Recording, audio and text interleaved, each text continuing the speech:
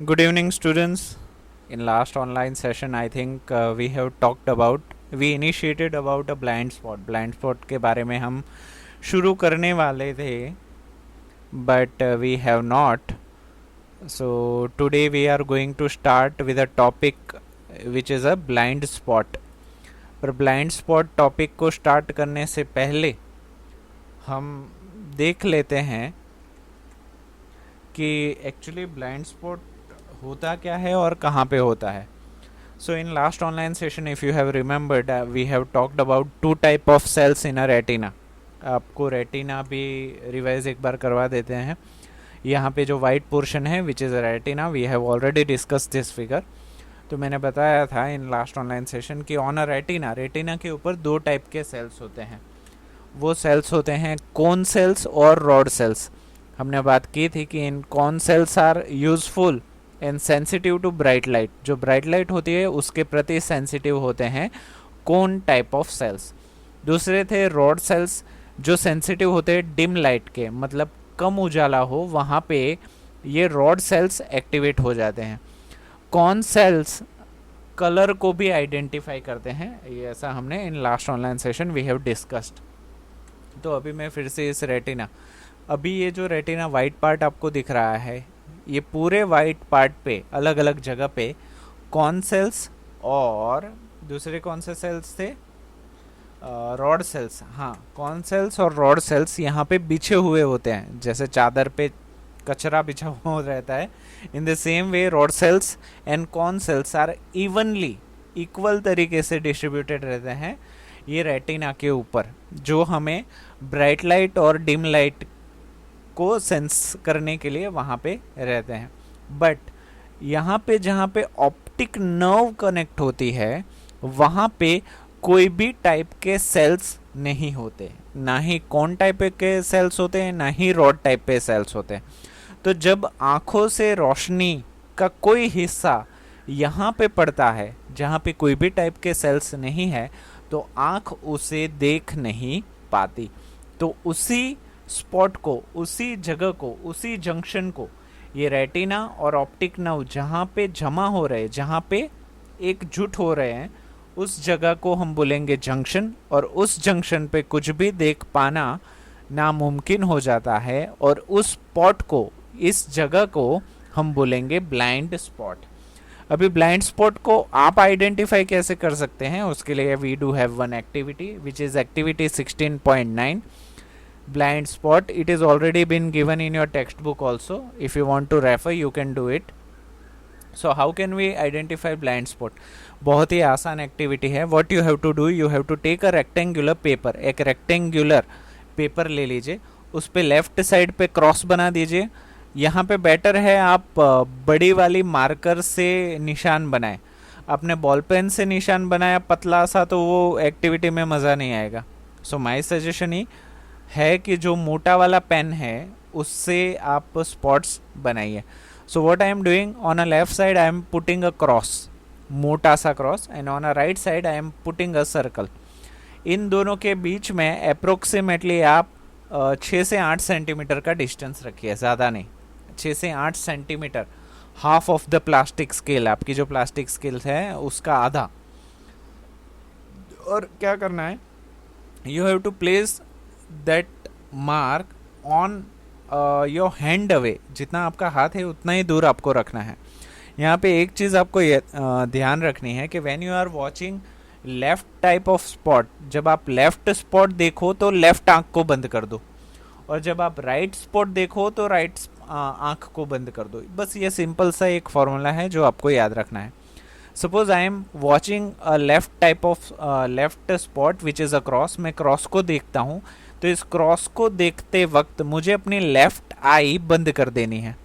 और जब मैं ये आँख बंद कर देता हूँ, मुझे ये डिस्टेंस जो अपने हाथ से दूर, हाथ जितना दूर है, उस पेपर को धीरे धीरे धीरे you have to bring closer to yourself. आपको अपनी राइट आँख उस क्रॉस पे बनाए रखनी है, क्योंकि हमारी आँख का विजन एंगल ज़्यादा होता है. तो थोड़े वक्त तक आपको ये सर्कुलर स्पॉट भी दिखाई देगा ना चाहते हुए भी. आपने आँख भले ही क्रॉस पे लगाई हुई है, पर कुछ वक्त तक ये सर्कुलर स्पॉट है वो आपको दिखाई देगा. So when you are bringing your hand closer, अपनी एक आंख बंद करके उस पेपर को क्लोज ला रहे हो, क्रॉस को देख रहे हो, तो एक वक्त के बाद आपको ये सर्कुलर स्पॉट दिखना बंद हो जाएगा. दैट मीन्स सर्कुलर स्पॉट से होके जो रोशनी आपके आंखों पे पड़ रही है वो रोशनी जंक्शन या ब्लाइंड स्पॉट पे पड़ रही है, जिसकी वजह से आपकी आंख उसको देख नहीं पा रही. I hope it is clear. अभी आंख चेंज कर देते हैं. अभी हम हमारी राइट आई बंद कर देते हैं. अब जब राइट आई बंद कर रहे हैं तो लेफ्ट आई से सर्कल को देखना है. जब आप सर्कल को देख रहे हो, same experiment you have to do. Bring that sheet closer to your eyes. जब आप उसको क्लोज क्लोज क्लोज लेते आओगे, तब एक वक्त ऐसा आएगा जब ये क्रॉस डिसअपियर मतलब गायब हो जाएगा. तो ये दोनों डिस्टेंस जो अपने हाथ से आप मेजर कर रहे हो, that distance is a blind spot. आप समझ रहे हो? दोनों अलग अलग आंखों के लिए ब्लाइंड स्पॉट का डिस्टेंस अलग अलग हो सकता है. कुछ लोगों को इतना दूर हाथ रखा फिर भी सर्कल नहीं दिखाई देगा, क्रॉस नहीं दिखाई देगा. कुछ लोगों को बहुत नज़दीक लाने के बाद नहीं दिखाई देगा. तो ब्लाइंड स्पॉट हर इंसान के लिए अलग अलग हो सकता है, और एक ही इंसान की दोनों आंखों के लिए भी अलग अलग हो सकता है.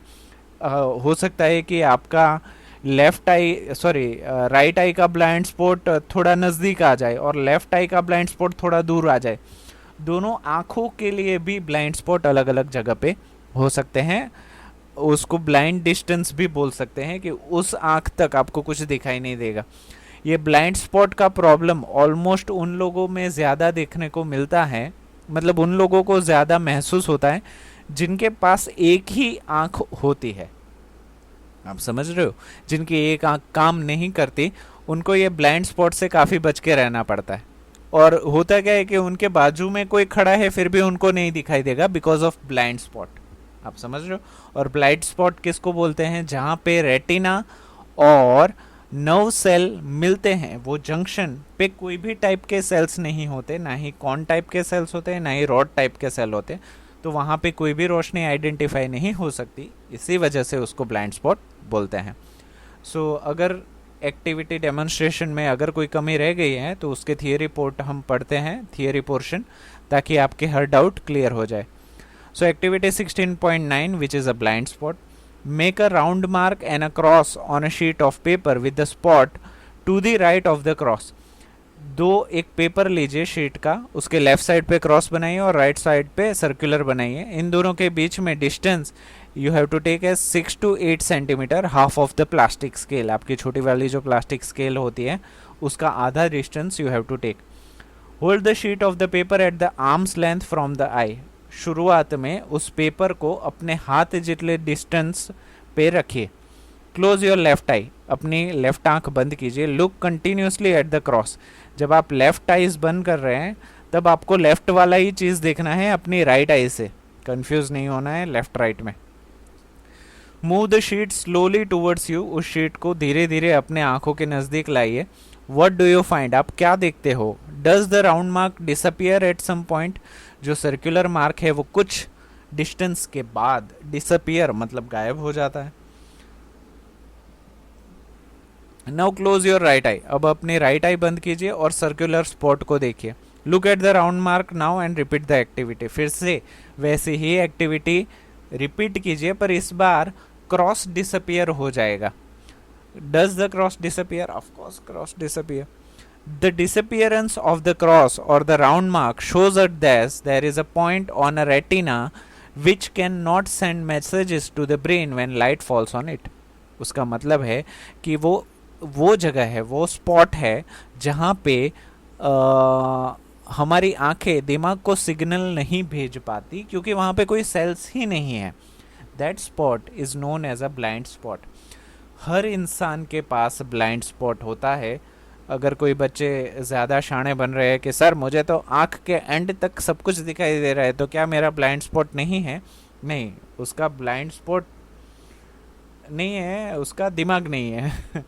So everybody, everyone including you, me, everyone has a blind spot जहाँ पे हमें कुछ दिखेगा नहीं अगर हमारी एक ही आंख काम कर रही है। तो जब हमारी दो आंखें होती है उसकी वजह से हम ब्लाइंड स्पॉट को आइडेंटिफाई नहीं कर पाते। इसीलिए ये एक्टिविटी करते वक्त एक आंख का बंद होना कंपलसरी हो जाता है, जरूरी हो जाता है। The impression of an image does not vanish immediately from the retina. जो रेटिना के ऊपर इमेज बन रही है वो अचानक तो गायब नहीं हो रही, धीरे धीरे जब हाथ आप स्लोली नजदीक ला रहे हो तब जाके वो इमेज गायब हो रही है। ऐसा क्यों हो रहा है? It persist there for about 1/16 of a second. वो रोशनी आंख के ऊपर 1 सेकेंड के 16वें भाग तक रहती है। दैट मीन्स हमारी आंख की कैपेसिटी है, आपको पता है 1 मिनट में 60 सेकेंड्स होते हैं। अभी उसके 1 सेकेंड का 16वां भाग मतलब बहुत ही छोटा पार्ट हमारी आंखें देख सकती हैं, which is very good HD definition आप बोल सकते हो। तो उतनी स्पीड वाली लाइट हमारी आंख देख सकती हैं। सो इफ स्टिल, यहाँ पे इफ स्टिल इमेजेस, स्टिल का मतलब है रुकी हुई, फिक्स, स्थिर। If still images of moving object are flashed on the eye at a faster rate than 16 per second. अगर स्टिल इमेजेस मतलब रुकी हुई इमेजेस मतलब फोटोग्राफ्स को फ्लैश करो, मतलब फटाफट से आप घुमाओ, 16 पर सेकेंड मतलब 1 सेकेंड में 16 फोटो से ज़्यादा। कितना? 1 सेकेंड में 16 फोटोग्राफ्स चेंज हो जानी चाहिए, उससे ज़्यादा मतलब 16 से ज़्यादा फोटोग्राफ्स आपने कंटिन्यूसली चेंज की, then the eye perceives this object as moving. तब जाके आँख को ऐसा लगेगा कि वो फोटोग्राफ्स नहीं है, वो फोटोग्राफ मूवमेंट कर रही है।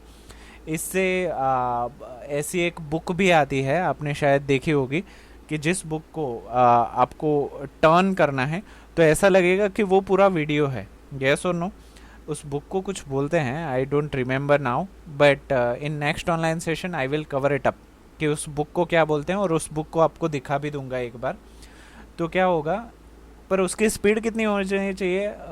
16 इमेजेस पर 1 सेकेंड। 1 सेकेंड में 16 से ज़्यादा फोटोग्राफ्स आगे बढ़नी चाहिए, मूव होनी चाहिए, तभी जाके हमारी आंखें उसको मूविंग ऑब्जेक्ट मानेगी।